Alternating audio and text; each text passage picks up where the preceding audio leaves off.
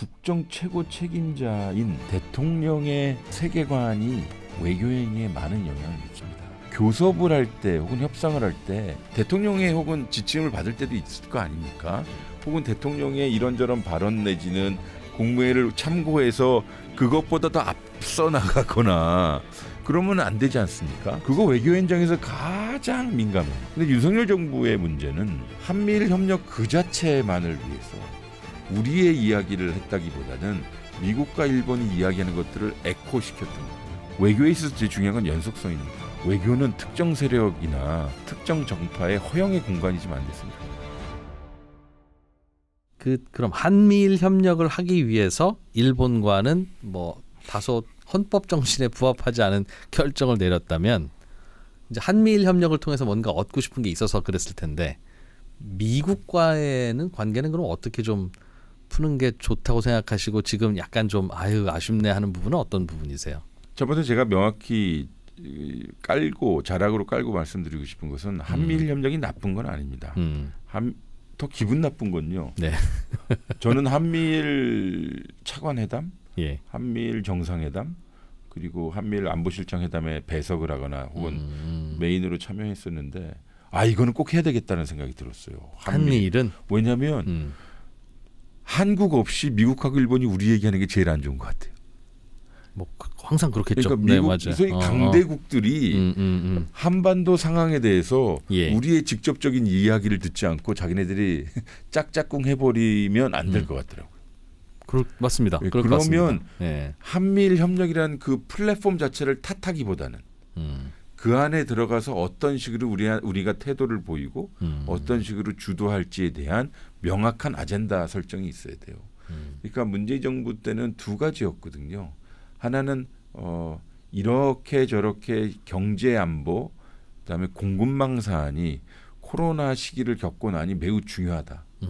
그래서 한미일 간에는 백신 협력, 그다음에 핵심 산업 네 가지 분야인데 전기차, 전기자동차, 전기 배터리, 2차 전지, 그리고 바이오 뭐 이런 것들에 대해 그리고 반도체 당연히 들어가고 거기서는 삼국이 정말 협력하자라는 이런 분야에 대해서는 뭐 당연히 해야 되는 거고요.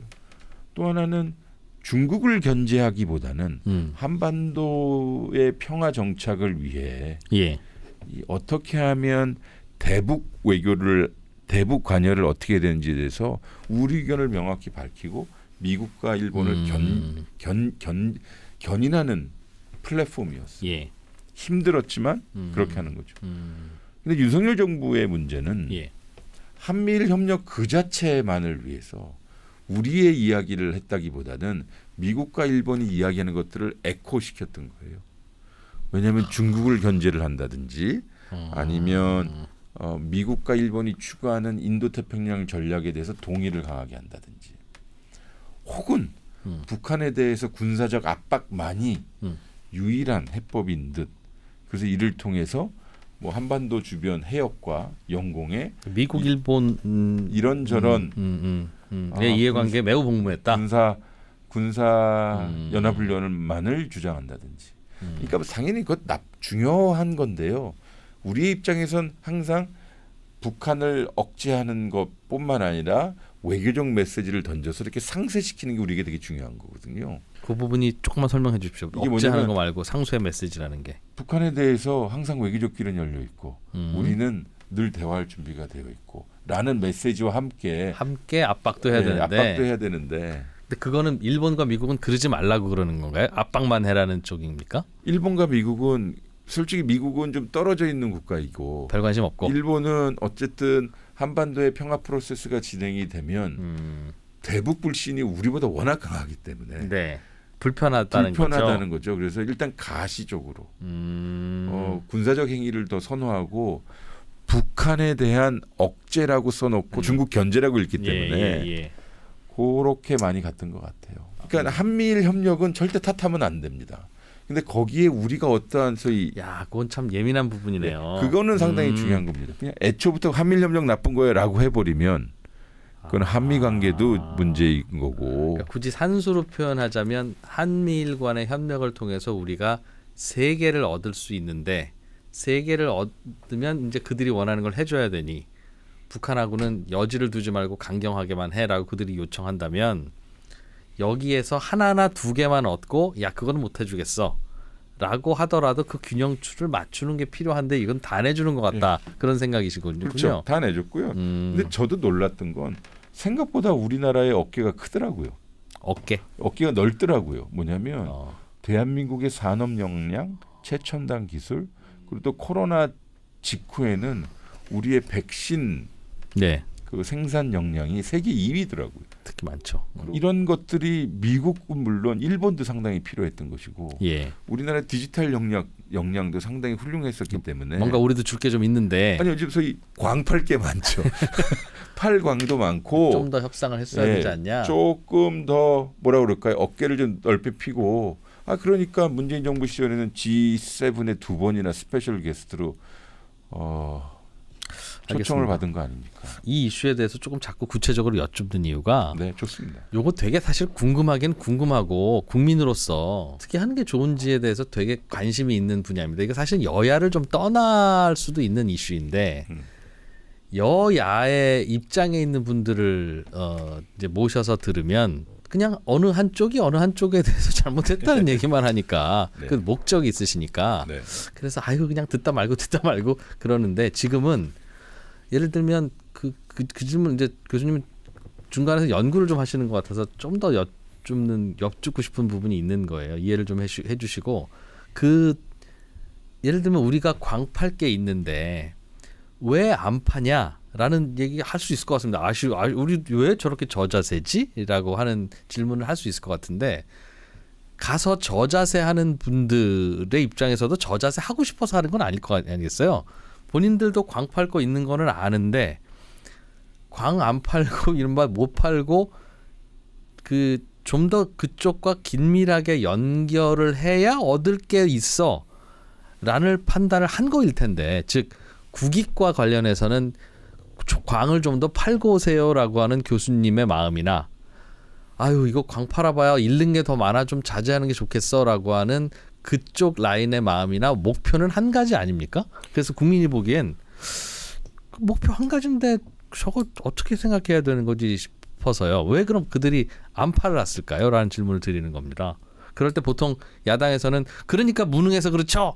라고 결론 내리면 제일 편하긴 한데 그들도 똑같은 외교 라인이고 외교관이고 그래서 전문 외교관 만드는 거고 그런데 이 얘기 들어보면 참 바보 같은 짓을 하고 있는 것 같고 이쪽에서 보면 저 주장이 또 너무 그런 것 같기도 해서 참 판단이 어려워서 여쭙습니다.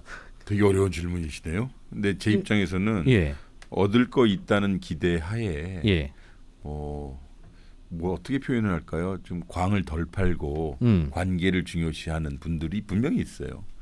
그러니까 뭐냐면 좀 더 길게 보고 가자고 하는 분들도 있어요. 굳이 그렇게 바로바로 장사하지 말고 이번에는 우리가 좀 양보하자라든가 우리가 좀 이걸 잘해주면 나중에 좀 딴 데서 좀 이를테면 방위비 분담금을 좀 올려주면 통상 분야에서 우리가 조금 저쪽에서 선의를 베풀겠지라고 하는데 밖에서 보면 답답하게 협상하고 왔다는 얘기 듣는 거죠. 그게 국정 최고 책임자인 대통령의 그 세계관이 외교행위에 많은 영향을 미칩니다. 특히 미국과 일본, 소위 중국 물론이요. 교섭을 할 때 혹은 협상을 할 때 대통령의 혹은 지침을 받을 때도 있을 거 아닙니까?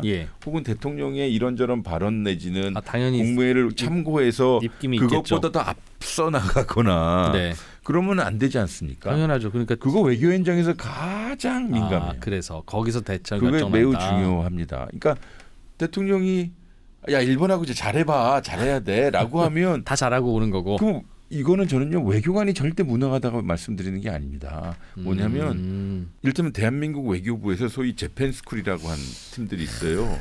그분들은 양면적인 모습은 있으나 늘 상대해왔던 일본 내무성한테는 칼잡이 선수들입니다.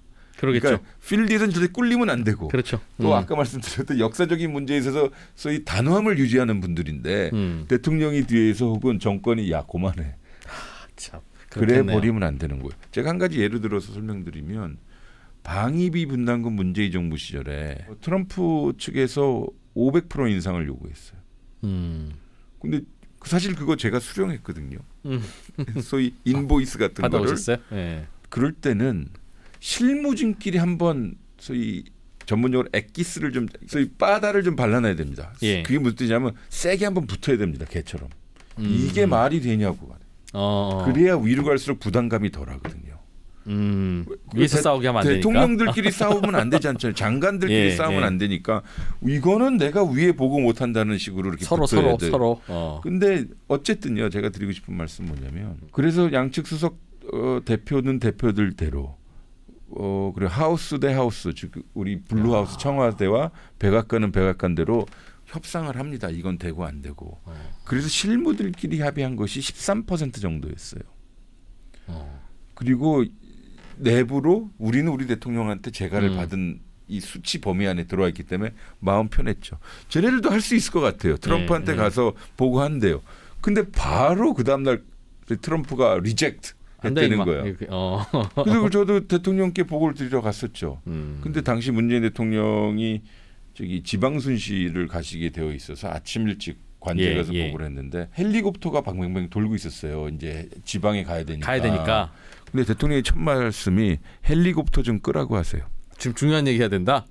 예, 그 말은 대통령께서도 이 사안을 매우 심각하게 받아들이고 그리고 하신 말씀이 뭐냐면 아니 실무들끼리 합의한 것을 대통령이 이렇게 한 방에 리젝트하는 경우가 없습니다. 아 트럼프가. 네, 그러니까 트럼프가 리젝트를 했으니까요. 그래서 당시 대한민국 대통령 문재인 그분은 이제부터 협상 중단합니다. 그래서 저희 트럼프 정부랑 방위분담금 협상 우리 거부했어요. 왜냐하면 안 되는 건 안 되는 것이기 때문에 500% 인상은 불가능하기 때문에 뭐 그거 절충하게 카드였겠죠. 그러면 그 사람이 500% 요구한다 우리가 250% 선에서 안 되는 거거든요. 그러면 그쪽 상대방 외교관 미국의 실무진들은 트럼프가 요 범위 안에서 해와라고 하는 지침 안에 들어와 있다면 뭐 그럽시다 최 차관님 뭐 가서 얘기해 보겠습니다라고 하지만 우리 대충 눈치 알잖아요. 범위 안에 있구나 없구나. 근데 왜 리젝트 할 범위 숫자를 갖고 왔을까요? 왜 그런 일이 벌어져요? 필드에 있는 외교 관료들은 이쯤이면 된다고 했어요. 왜냐하면 그 전에는 3% 올려준 것을 본인들이 우리는 13% 평소보다 한 4배 올려왔습니다라고 얘기하는. 그들이 보기에도 리즈너블한데 저희도 뭐 대한민국 경제가 이 정도 컸으니 두 자리를 올려주기 위해서 13%가 된 거예요. 물론 그 전에는 2% 3% 정도였는데 그래서 저희도 4배 올려줬다고 해서 생색을 한 거죠. 그래서 문재인 정부 때 방위분담금 협상은 바이든 때 했습니다. 아 트럼프 때 안 하다가. 왜냐면 우리가 중단시켰고 미국 측 수석 대표는요 북극 대표로 좌천됐어요. 아 그때 실무 협상했던 왜 실무 합의해주고 왔냐고 혼난 거군요. 그래서 제가 드리고 싶은 말씀 뭐냐면 일단 방위분담금 케이스를 말씀드리면 방위분담금의 최종 결제자는 대한민국 국회입니다. 우리는 비준 상황이기 때문에. 그렇죠. 죽어도 안 돼 국회 때문에. 그리고 더 이상 늘려줄 우리가 예산 체계가 안 돼. 이게 민주주의이기 때문에 가능한 겁니다. 아 그렇죠. 그래야 또 그 설명도 되지. 근데 미국의 입장에서 방위분담금은 행정명령 사안이라 대통령이 사인만 하면 됩니다. 아 오히려 협상력은 그쪽이 약하네요. 네가 그러니까 대통령 허락 좀 받아와 이게. 미국과의 관계가 중요하니까 혹은 미국이 주한미군을 빼면 어떡하지? 라는 식의 자신감이 결여돼서 하나 둘 잘해주다 보면 혹은 양보를 해주다 보면 미국 사람들의 특성은 고마워 주머니에 넣고 또 딱 걸려. 아니 그러니까 일단 방위분담금을 잘해준다고 통상을 잘해주는 거 아니거든요.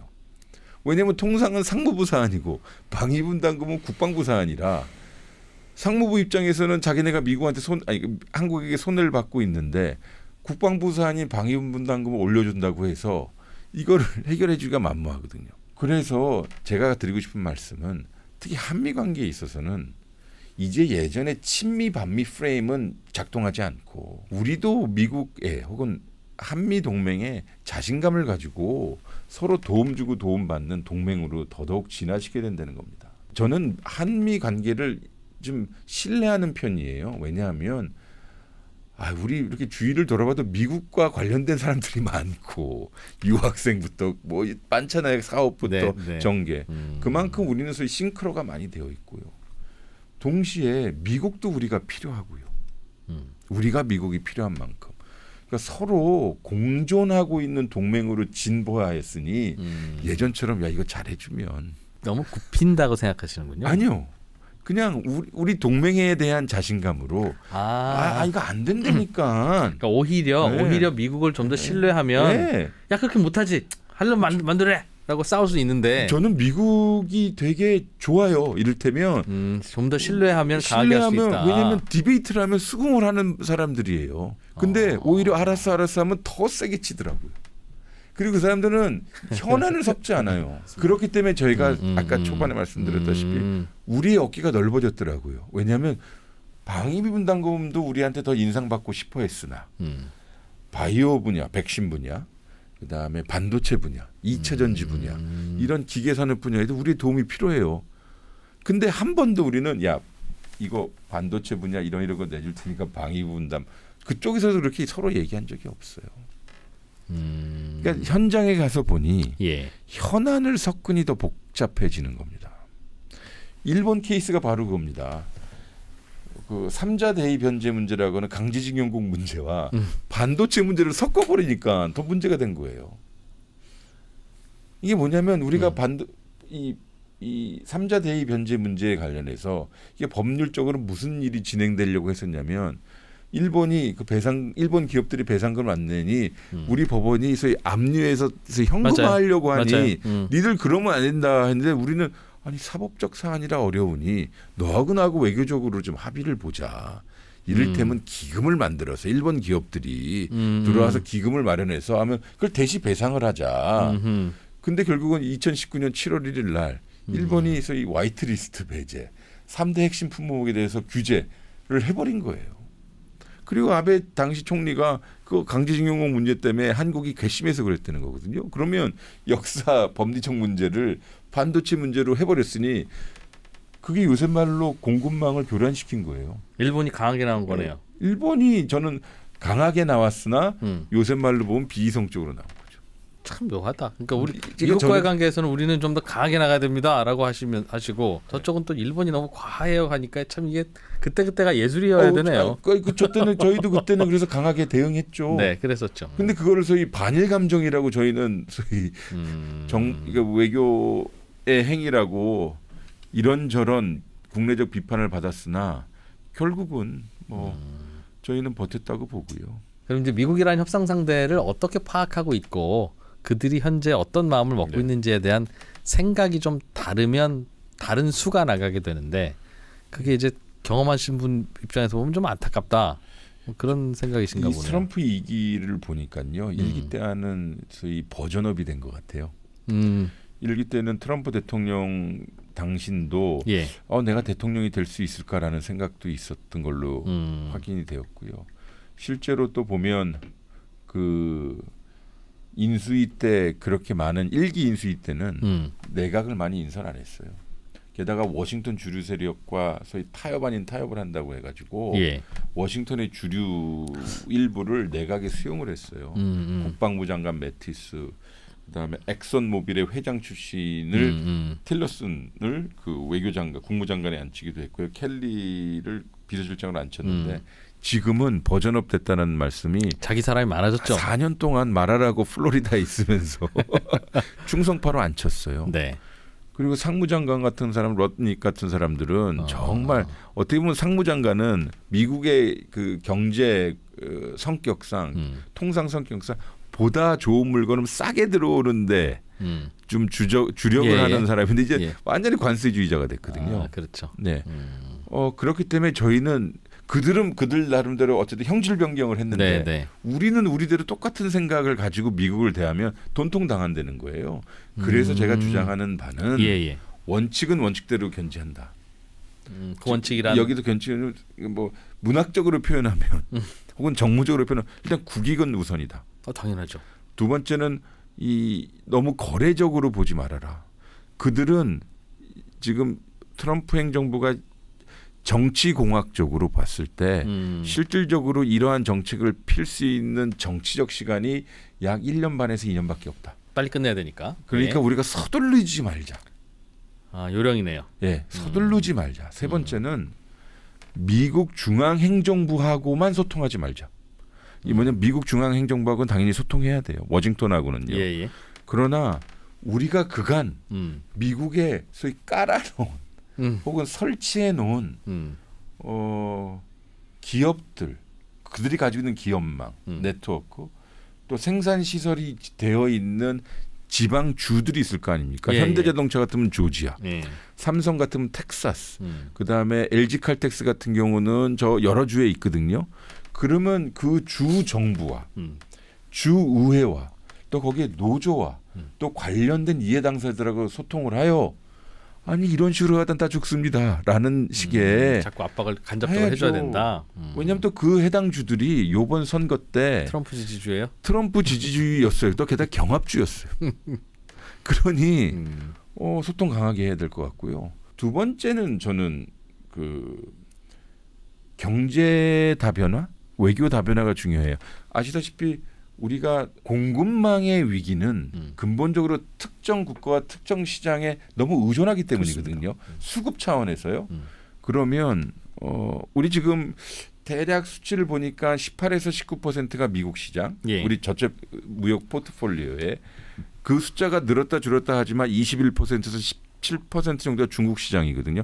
그럼 대충 반 정도는 이게 미국 중국 시장에 지금 집중되어 있는 건 사실이에요. 예. 근데 다행스러운 것은 동남아 시장이 지금 3위 영역이더라고요. 그러니까 제 말씀은 동남아 지역과 정무적으로 혹은 경제적으로 시장 협력을 하고 또한 그 주요 원자재 수급 관련해서는 중앙아시아, 캐나다와 많은 협력을 해서 기본적으로 경제 다변화, 시장 다변화를 중장기 과제로 놓고 추진하면 미국으로부터도 중국으로부터도 둘 다 좀 의존도를 줄이자는 말씀이죠. 그렇죠. 파이를 키워가야 된다는 뜻입니다. 인위적으로 그들의 시장에서 우리가 이탈할 수는 없는 거고. 그러니까 너무 그쪽에만 집중하다 보면 우리의 외교 지평이 또 너무 민감성이 높아지므로 단순히 동남아를 우리 관광지나 이런 걸로 생각하지 말고 그들 국가와 경제 전략, 이를테면 인도네시아 같은 경우는 세계에서 가장 큰 이슬람 국가입니다. 중장기적으로는 뭐 말씀이 당연히 지당한 것 같은데 지금 당장 트럼프가 협상하러 와 그러고 있는데 중장기적 과제는 하긴 해야 되고. 근데 말씀하신 게 이거 중장기 아니야, 너 카드로 이용해라는 겁니까? 아니면 카드로 이용해야죠. 왜냐면 보세요. 우리 LNG 같은 경우에는요. 알래스카 주지사가 지금 한국에 들어와 있었어요. 개발비 내라고 지금. 그분이 공화당 분이셔요. 그리고 키가 2m 5cm더라고요. 와우. 그리고 고등학교 선생님 출신이어서 소통이 잘 돼요. 게다가 인기가 높아요. 주지사로서. 제가 이 말씀을 자세히 드리는 이유는 알래스카의 LNG 개발이 환경적인 문제, 국제 정치적인 문제, 그리고 효율의 문제가 병합이 되어 있고 미국 국내 정치 문제예요. 환경적인 문제는 뭐냐면, 그러니까 이 툰드라 지역에서 이거를 개발해야 되는 거예요. 그야말로 LNG 사업에 미국의 알래스카 사업에 들어가면 정말 원 땅의 삽질부터 우리가 시작해야 되는 거고 약 1,500km인가요? 3,000km 정도의 파이프라인을 깔아서 사업에 난관이 있고 비용이 높다. 있어요. 그리고 환경 문제에 상당히 우리가 미국 환경 문제 중앙에 들어가는 거예요. 자칫하면 환경 문제로 불똥이 튈 수도 있다. 국제 정세라는 문제는 뭐냐면 이게 트럼프 일기 때 2017년도가 2017년도로 기억하는데 시진핑과 트럼프 대통령이 계약한 건이에요. 그게 원래 중국이 투자하기로 했었죠. 근데 트럼프 대통령 시진핑은 말 안 들었고. 그래서 이게 소위 그 깨진 사안이에요. 그러니까 저는 그 분야에 대해서 전문가는 아닙니다만 우리가 지금 LNG 같은 경우는 카타르에서 한 35%를 가져오고 있거든요.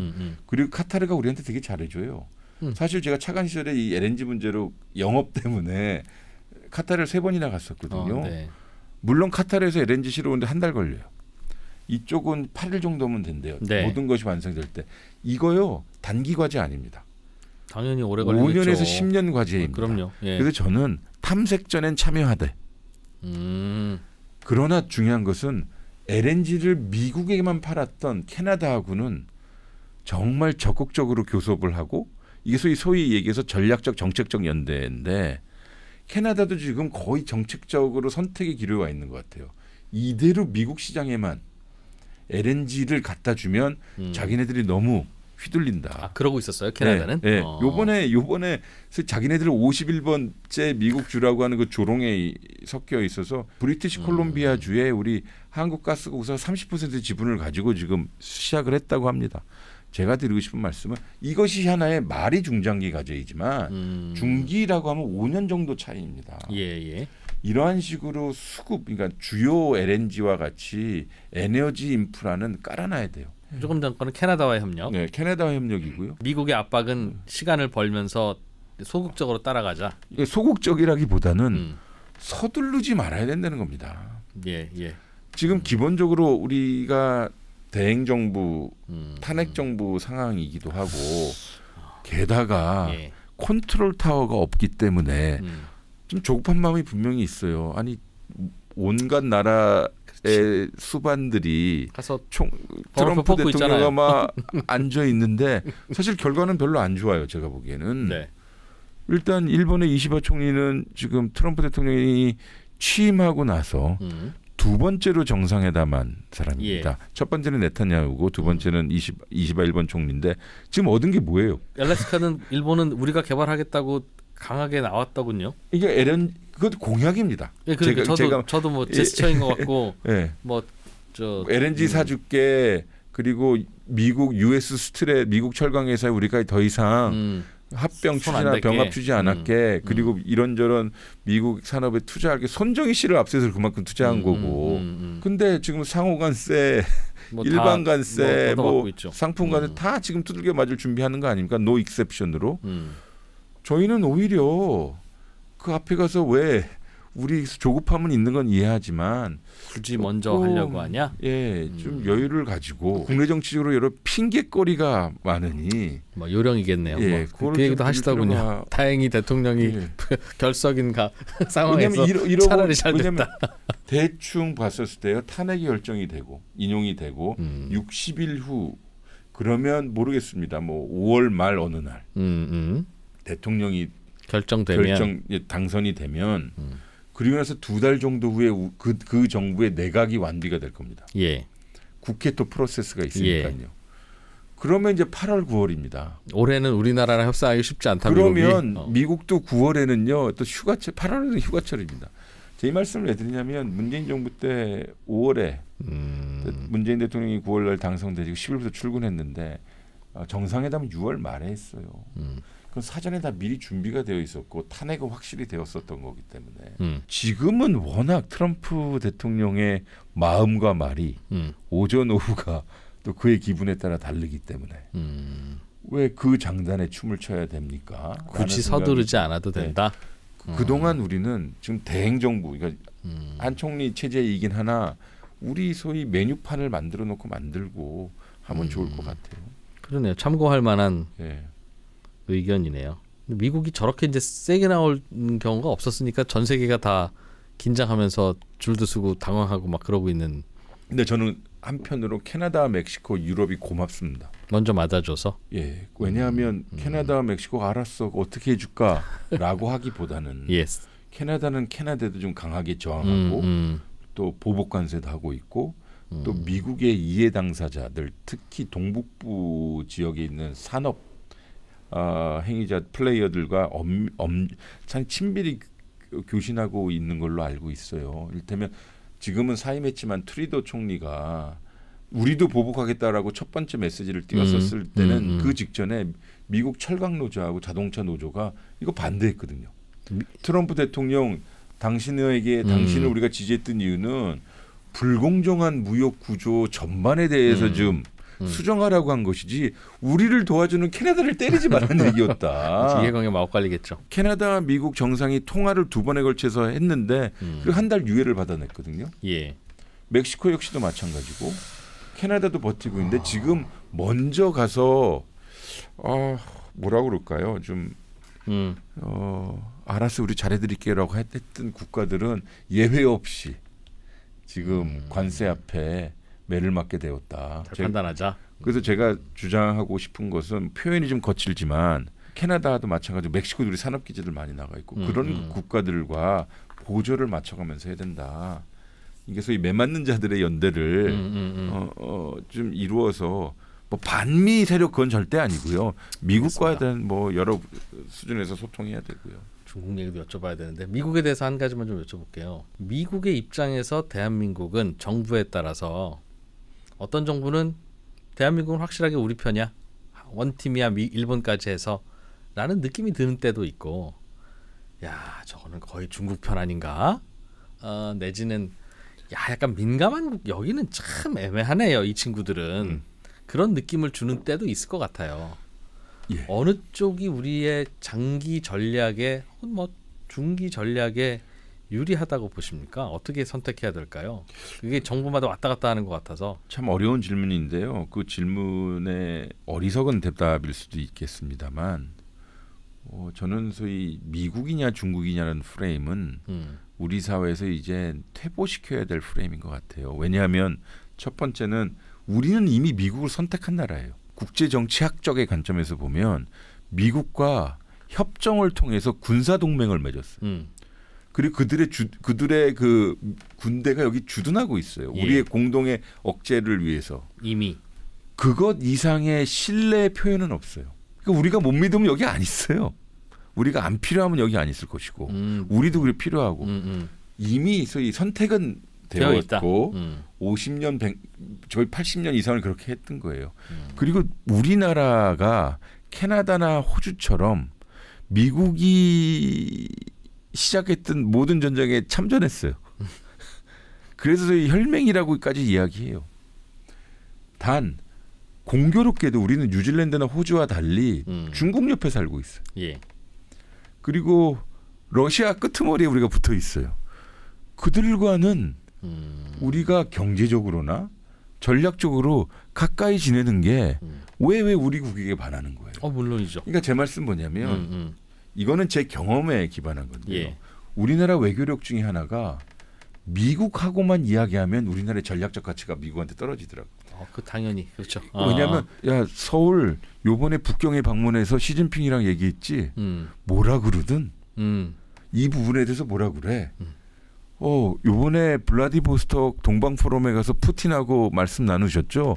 푸틴하고는 어떤 이야기를 나누셨어요? 심지어 요번에 평양을 가시는데 김정은 위원장하고 이런저런 얘기하는데 어떤 얘기를 들으셨어요? 우리가 이렇게 얘기를 들었는데 뭐냐면 주변국뿐만 아니라 미국이 필요한 국가들과 우리가 소통을 하면 오히려 미국이 우리에게 찾아옵니다. 그러면 혹시 문재인 정부 때 외곽에서 보기엔 문재인 정부 때는 뭐 일본하고도 그랬지만 미국하고도 별로 친하게 안 지내서 우리의 국익이 좀 상했어. 나 그런 표현들 많이 들었는데 절대 그건 아닙니다. 근데 그건 오히려 그 당시에 계셨으니까 미국하고는 조금 좀 이렇게 좀 서로 편하게 약간은 서로 막하네 라는 느낌이 들더라도 그렇게 해도 될 만큼 친하니까 일부러 그렇게 한 거야 라는 말씀입니까? 아니요. 물론 서로 예의를 갖추고 물론 그렇죠. 서로 허심탄회하게 이야기하고요. 때로는 비공개로 와인도 한잔하고요. 또 이거는 진짜 오프다 하면서 이런저런 그게 소위 외교 무대상의 정보 교류입니다. 근데 우리도 미국으로부터 정보 공유를 받기 위해서는 우리도 뭐 보따리를 좀 풀어줘야 될 거 아니에요. 그러니까 그래서 제가 말씀드린 게 추상적인 게 아니라 서로 도움받고 도움 주는 동맹이 되려면 우리도 우리 동네에서 많이 돌아다녀야 돼요. 그럼 되게 바빠야 돼요. 지금 미국은 늘 전략적으로 중동에 관심이 많잖아요. 문재인 정부 기간에는 우리나라하고 이스라엘하고 한이 FTA를 맺었어요. 중동 국가하고는 처음이에요. 동시에 UAE, 사우디아라비아하고도 이런저런 프로젝트를 많이 했고요. 한때 중동은 우리가 건설 노동자분들이 가서 외화했던 곳이지만 이젠 그 급과 격이 달랐거든요. 이제 방산무기도 팔아요. 경쟁도 하기도 하고. 그러면 특히 아까도 제가 초반에 제 책에도 좀 자세하게 설명드렸는데 이란 혁명 수비대가 대한민국 화물선을 납포해 간 경우가 있었어요. 예. 근데 그때 제가 테헤란을 사실 무서웠거든요. 급파 당하셨군요. 예. 당연히 가야 되죠. 왜 좀 부담스러웠냐면 사람을 푸는 인질 협상은 정말 다르잖아요. 아, 그렇죠. 그렇죠. 그러니까 소위 우리가 마음대로 할 수 없는 거잖아요. 근데 이게 오히려 저 대미 외교하는데 정말 큰 레버리지가 됐어요. 의도하지 않은 결과인데 미국의 주요 관심 국가가 이란이었어요. 아, 그러니까 우리가 이란이랑 좀 뭘 하니까. 네, 그래서 또 이란에서는 우리가 미국하고 가깝다는 걸 아니까 네. 이란의 미국 통들이 나와서 다 저랑 얘기를 해요. 그러니까 제 말은 외교란 관계고 관계는 네트워크고 그 네트워크는 늘 활발히 알겠습니다. 움직여야 되는데. 그럼 혹시 지금 트럼프의 여러 가지 이제 정책이나 쏟아져 나오는 발언들을 보면 그동안에 미국이 해왔던 외교 정책 전반이 다 흐트러지고 바뀌는 거 아닌가 하는 생각들도 하는 것 같습니다. 그러니까 미국도 한국에 주둔해 있는 게 미국의 정책에 부합하고 하니까 있었지라고 생각하던 것이 이제 당연히 컨센서스였는데 트럼프만 그러는지 아니면 앞으로 미국 대통령이 다 그럴지 야 요금 내 아니면 뺄 거야. 유럽도 마찬가지고 중요한 질문이시네요. 중국도 그러니까 중동도 예전에 우리가 석유 없을 때야 중요했지만 이제는 많이 덜 중요해. 그러면서 막 함수가 바뀌니까 말씀하신 대로 그런 요령들 야, 우리가 미국과의 발언권 이래야 돼라고 하는 건 트럼프가 당선되기 전에 외교 전략으로서는 매우 참고할 만하나 야 이건 좀 바꾼 거 아닌가? 라는 생각을 할 수 있을 것 같은데 거기에 대한 견해는 어떠세요? 저도 미국에 오래 살아봤고요. 그리고 미국 사람하고 잘 지내고요. 네. 미국 좋아하지만 제가 요새 뼈저리게 느끼는 건 옛날에 내가 경험했던 미국은 이제 아닐지도 모른다. 그것은 민주당의 미국이든 공화당의 미국이든 왜냐하면 미국 사람들이 많이 바뀌었다. 지금 뭐냐면 소위 정산을 요구하는 미국이 되었다. 치사하게도 내지는 뭐 당연하게도. 예, 저는 치사보다 너무 과하단 쪽인데. 네. 왜냐하면 미국의 패권이 유지되는 데 있어서 우리의 공헌도 분명히 있다고 봐요. 이게 원웨이 스트릿은 당연히 그랬겠죠. 아니다. 그리고 미국이 패권 국가로서 좋은 일도 많이 했다. 즉 이제 경제학적으로는 공공재를 많이 창출했다. 뭐 환율 문제도 그렇고요. 국제기구도 그렇고 게다가 자유시장 체제를 만들었다. 프리 트레이드라는 거. 또 우리가 거기서 많이 이득을 본 건 사실.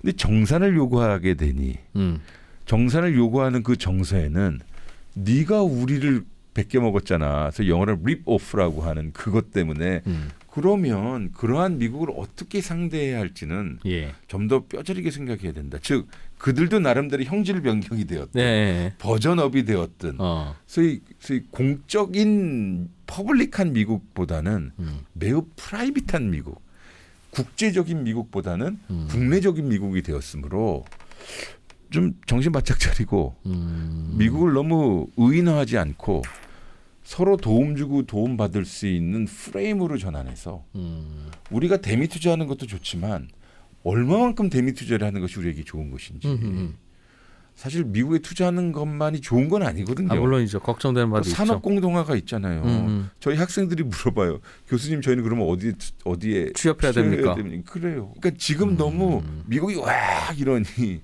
투자하겠습니다. 너무 선 공약을 하시는 건 아닌지 그쪽은 제가 거의 문외한이긴 하나 정무적 관점에서 보면 좀 버텨줄 건 버텨주고 경제 다변화를 통해서 시장을 확대하고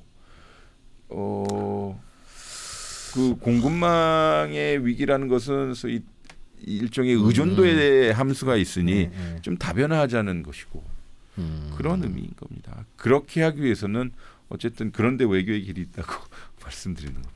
마지막으로 질문 하나 더 드릴 시간이 있는데 드렸다 치고 무슨 얘기가 좀 더 필요한 거라고 보시는지 저는 충분히 말씀드렸고요. 다시 한번 말씀드리지만 외교에 대해서 좀 관심을 국민들이 더 많이 가지셨으면 좋겠어요. 제가 그래서 오늘 계속 질문 드린 거예요. 외교를까지도 가지고 여야가 싸우면 안 된다. 너는 문재인 외교관이고 너는 윤석열 외교관이 서로 아니 외교관들끼리 왜 그렇게 의견이 달라요? 의견 다르는 건 상관없어요. 저는요. 의견 다르다고 소위 배제하고 잘 활용해라. 그러니까 소위 엑스맨도 필요하고요. 아니 정답이 어디 있습니까? 오히려 아니, 해답은 있을지언정 정답은 없다고 봅니다. 말씀하신 대로 외교는 정말 다 여야 총력전을 해야 되는데 네. 정부 바뀔 때마다 외교 멤버도 다 교체하는 그런 로스가 좀 있나 보군요. 그래서 이어달리기 했으면 좋겠어요. 오히려 이어달리기를. 그럼 뭔가 좀 행정부를 좀 뭔가 해야 돼. 그러니까 대통령이 바뀌면 당연히 그 대통령이 신뢰하는 외교 전문가도 또 따로 있을 테고, 그럼 당연히 바뀌고 해서 부처 바뀌는 거랑 똑같은데, 우리 교육 정책만큼은 조금 좀 장기적으로 가자 하는 컨셉이 있듯이 외교는 사실은 더 장기적이어야 될 거 아니겠습니까? 예. 제가 드리신 말씀은 이거 하나가 또 큰 질문이셔서 단 외교에 있어서 제일 중요한 건 연속성입니다. 그럴 것 같습니다. 네. 네. 노태우 정부의 대북 정책과 노태우 정부의 북방 정책은 실제로 우리 모든 정부의 맥락으로 다 잡혔어요. 그래서 우리가 동유럽 당시에 중앙아시아 또 동남아 이런 친남방 정책을 통해서 지역 정책을 유지했던 것에 그 근저에는 비이념적이고 실용적이고 그런 정신들이 있었거든요. 근데 제가 드리고 싶은 말씀은 외교는 특정 세력이나 특정 정파의 허영의 공간이지만 안 됐으면 좋겠어요. 나에게 이게 무슨 얘기인지 왜 알지? 그래서 조금 대통령은 대통령대로 고위 외교관은 고위관대로 정말 부지런히 성실히 최선을 다해서 다니시면 그리고 트럼프 대통령 아니야 트럼프 할아버지와 마주쳐도 당당히 할 수 있다고 봅니다. 그것이 대한민국 민주주의의 힘이라고 생각합니다. 그 내용이 요 책이 있다. 네. 더 듣고 싶으면 요 책을 읽고 교수님께서도 외교가 사실 사전 지식이 좀 있어야 재미가 있으니까 그것 때문이기도 한데 외교는 누구한테 듣느냐에 따라서 전혀 다른 이야기가 들리니까 좀 그런 것 같긴 한데 가운데에서 잘 또 균형 맞춰가면서 외교 공부 좀 시켜주세요. 불러주십시오. 언제 뭐 그렇게 해서 좀 국민들의 관심사와 식견을 조금 좀 높여야 또 정부도 외교하기 편하지 않겠습니까? 고맙습니다. 그런 의미에서 이 책은 좀 읽자 말씀을 드리면서 인터뷰 마무리하겠습니다. 연세대학교 정치외교학과 최종건 교수님이었습니다. 책 쓰시느라고 고생 많이 하셨고 인터뷰 해주시느라고 고생 더 많이 하셨고 고맙습니다. 앞으로도 또 자주 나와주셔야 되니까 고생 좀 해주세요. 고맙습니다. 고맙습니다. 네.